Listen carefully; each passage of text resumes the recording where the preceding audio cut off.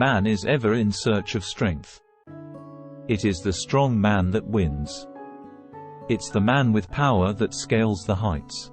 To be strong is to be great, and it is the privilege of greatness to satisfy every desire, every aspiration, every need. But strength is not for the few alone. It is for all, and the way to strength is simple. Proceed this very moment to the mountaintops of the strength you now possess, and, whatever may happen, do not come down. Do not weaken under adversity.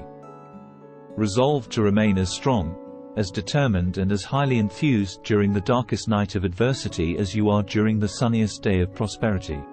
Do not feel disappointed when things seem disappointing. Keep the eye single upon the same brilliant future regardless of circumstances, conditions or events. Do not lose heart when things go wrong. Continue undisturbed in your original resolve to make all things go right. To be overcome by adversity and threatening failure is to lose strength. To always remain in the same lofty, determined mood is to constantly grow in strength.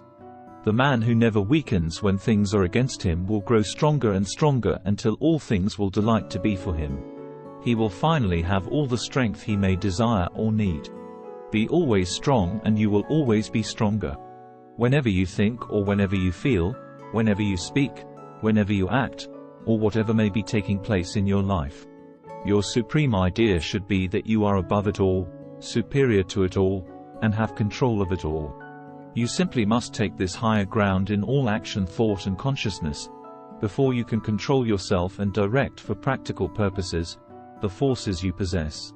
Therefore, what has been said in connection with the I am, the soul and the individuality as being one, and as standing at the apex of human existence, is just as important as anything that may be said hereafter in connection with the application of the forces in man to practical action.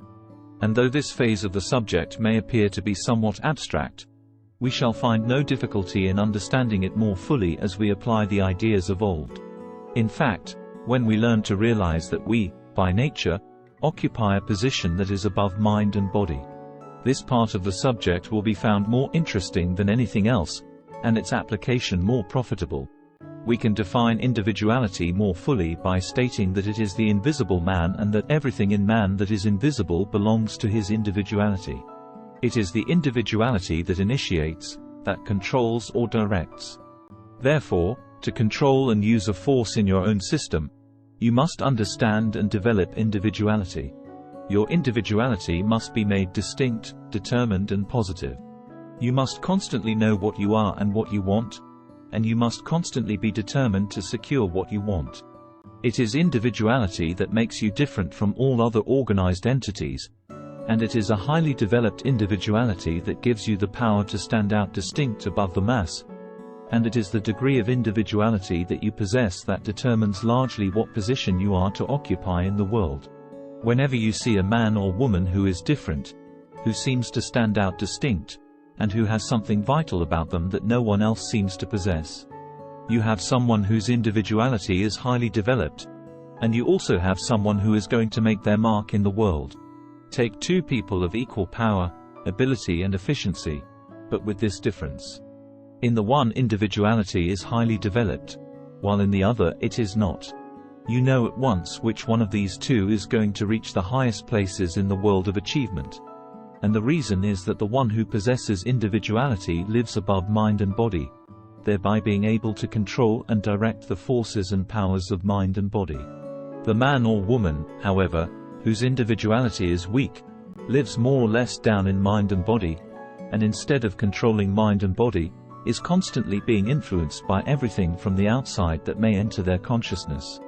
Whenever you find a man or a woman who is doing something worthwhile, who is creating an impression upon the race, who is moving forward towards greater and better things, you find this individuality strong, positive and highly developed.